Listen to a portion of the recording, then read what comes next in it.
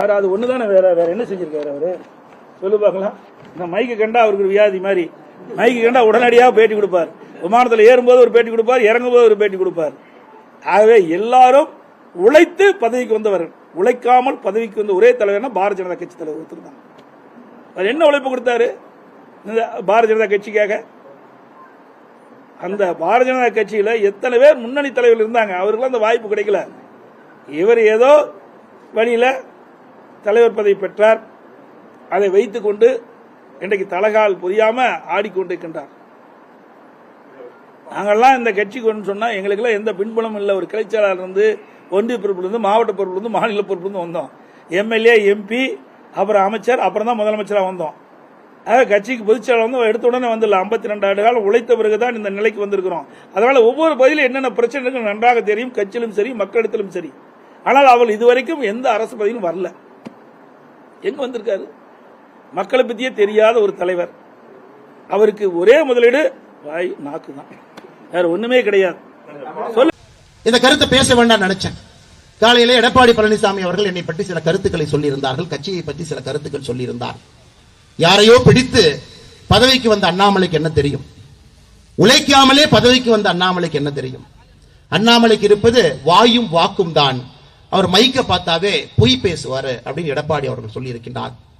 அதற்கு நான் கருத்து சொல்லவில்லை என்றால் தவறாக போய்விடும். காரணம், நாளைக்கு நான் ஒரு 3 மாத காலம் வெளியே படிக்க செல்கின்ற காரணத்தினால இதே கருத்தை தமிழகத்தில் 10 முறை சொன்னீங்கன்னா அது உண்மையாயிரும். அதனால இந்த கருத்துக்கு பதிலடி கொடுக்க வேண்டிய கட்டாயத்தில் நான் இருக்கேன். அண்ணன் எடப்பாடி பழனிசாமி அவர்களே, உங்க ஊர் சிலுவம்பாளையத்தில் ஒரு மர்டர் நடந்தது. பங்காளிகளுக்குள்ள சண்டையில ஒருவர் கொலை செய்யப்பட்டார்.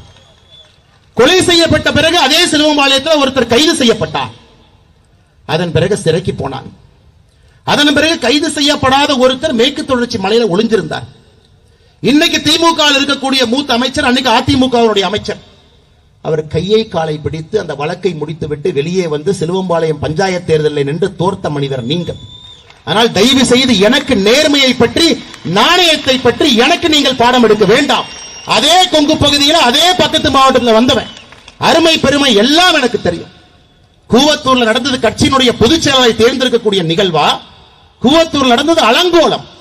ஒரு புரட்சி தலைவி நடத்திய ஒரு கட்சி, தமிழகத்தில் திமுகவுக்கு மாற்றாக இருக்க வேண்டும் என்று தமிழக மக்கள் நினைத்த ஒரு கட்சி. கூவத்தூர்ல நீங்க என்ன அநியாயம் பண்ணீங்க? இஎம்ஐ டெண்டர் சிஸ்டத்தில் கட்சியினுடைய முதலமைச்சரை தேர்ந்தெடுத்து, ஹையஸ்ட் பிட்டராக எடப்பாடி பழனிசாமி, மீடியம் பிட்டராக கொங்கு பகுதியில் இன்னொரு அமைச்சர், லோவஸ்ட் பிட்டராக தென் தமிழகத்தில் ஒரு அமைச்சர். என்ன பிட்டிங்க? எந்த எம்எல்ஏவுக்கு மாசம் என்ன பணம் கொடுக்க வேண்டும் என்பதுதான் கூவத்தூர்ல அந்த பிட்டிங் முறை. அதன் பிறகு தவழ்ந்து காலில் விழுந்து பதவியை பிடித்த எடப்பாடி பழனிசாமி இந்த தன்மான மிக்க ஒரு விவசாயினுடைய மகனை பச்சையின்களே 10 ஆண்டு காலம் கையெழுத்து போட்டு ஒரு பைசா வாங்காத இந்த அண்ணாமலையை பற்றி சொல்வதற்கு எடப்பாடி பழனிசாமி என்கின்ற தற்குறிக்கு எந்த விதமான அதிகாரம் கிடையாது. இது அகந்தை, இது அகந்தை. 2026 புரட்சி தலைவர் நடத்திய இந்த கட்சி இது போன்ற கிழத்து தலைகள் என்று வழிநடத்திக் கொண்டிருக்கின்றீர்கள். தூக்கி எறியப்படுவீர்கள். 4வது இடம் கூட கிடையாது. 2026 சட்டமன்ற தேர்தலில் அனைத்து இந்திய அண்ணா திராவிட முன்னேற்ற கழகத்திற்கு 4வது இடம் கூட கிடையாது. இன்னைக்கு ஒரு உண்மையை சொல்றேன். எதற்காக எனக்கும் அதிமுகவினுடைய தலைவர்களுக்கும் சண்டை? இதெல்லாம் தனிப்பட்ட வாக்கியால் பிரச்சனையா? மேடையில் நிறைய தலைவர்கள் இருக்கிறாங்க, அதிமுகவோடு கூட்டணி வேண்டும் என்று சொல்லக்கூடிய தலைவர்கள். எனக்கும் அதிமுகவுக்கும் வாய்க்கால் பிரச்சனையா? நம்முடைய கூட்டணியில் இருக்கக்கூடிய தலைவர் எடப்பாடி பழனிசாமி அவர்களை தொலைபேசி மூலமா கூப்பிடுறாங்க. 2019 வாரணாசியில மோடி அவர்கள் வேட்புமனு தாக்கல் செய்ய போறாங்க. எல்லா முதலமைச்சர்களும், கூட்டணி கட்சியினுடைய முதலமைச்சர்களும் அங்க போறாங்க. நீங்களும் வாங்க, நான் போலான். அதற்கு எடப்பாடி பழனிசாமி சொன்ன பதில் என்னன்னா, தோற்க போகிற மோடிக்காக நான் எதற்கு வாரணாசிக்கு வர வேண்டும் என்று சொன்ன பதில். இல்லை என்று எடப்பாடி பழனிசாமி சொல்லட்டும். என்னுடைய தலைவனை பற்றி எப்படி எடப்பாடி பழனிசாமி அன்று பேசினாரோ, மானமுள்ள அண்ணாமலை அன்றிலிருந்து கூட்டணி கட்சி தலைவராக எடப்பாடி பழனிசாமி எப்பொழுதும் நான் ஏற்றுக்கொண்டது கிடையாது.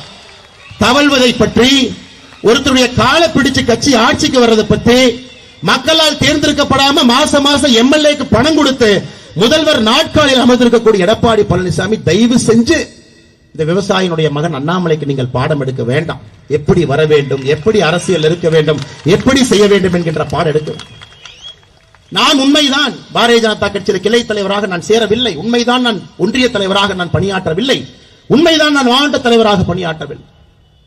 நான் இந்த கட்சியிலே உங்களை போன தொண்டனாக சேர்ந்தது முதல் 2 திராவிட கட்சிகளையும் அப்புறப்படுத்த வேண்டும் என்பதற்காக. இரண்டாவது, மோடியினுடைய ஆட்சியை தமிழகத்திற்கு கொண்டு வர வேண்டும் என்பதற்காக. 2 தான். ஒருவருக்கு பாரதிய ஜனதா கட்சியில் ஒரு ஈர்ப்பு இருக்கலாம். அத்வானி ஐயா, வாஜ்பேயி ஐயா, ஷாம் பிரசாத் முகர்ஜி ஐயா, எல்லோருக்கும் ஒரு ஈர்ப்பு இருக்கும். தேசியம், ஆன்மீகம், தெய்வீகம், வலிமையான ஒரு கட்சி, இந்த நாட்டை வழிநடத்தக்கூடிய கட்சி, நான் கரப்ட் பார்ட்டி, பெண்களுக்கு முதல் மரியாதை கொடுக்கக்கூடிய ஒரு கட்சி, சாதாரண மனிதனை தலைவராக்கக்கூடிய கட்சி, எல்லோருக்கும் பாரதிய ஜனதா கட்சியின் மீது ஒரு பார்வை இருக்கும். எனக்கு பாரதிய ஜனதா கட்சியின் மீது இருந்த பார்வை, தமிழகத்திலே 2 திராவிட கட்சிகளையும் தூக்கி எறிய வேண்டும் என்றால் அதற்கு பாரதிய ஜனதா கட்சியால் மட்டும்தான் முடியும். இந்த கட்சியிலே தொண்டனாக சேர வேண்டும் என்பதற்காகத்தான் இந்த கட்சியில் நான் தொண்டனாக சேர. எடப்பாடி பழனிசாமி அவர்களே, உங்ககிட்ட 2 மணி இருக்காங்களே, தங்கமணி, வேலுமணி, போன் பண்ணி டெல்லியில கேட்க சொல்லுங்க.